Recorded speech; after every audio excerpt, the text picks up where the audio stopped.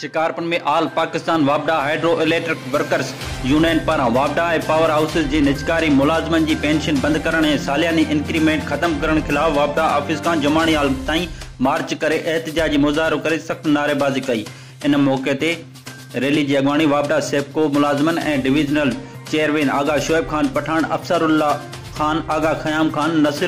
नसीर मोहम्मद ज़ुमरो, गोश्त बख्श संजरानी, लाला कयूम खान पठान,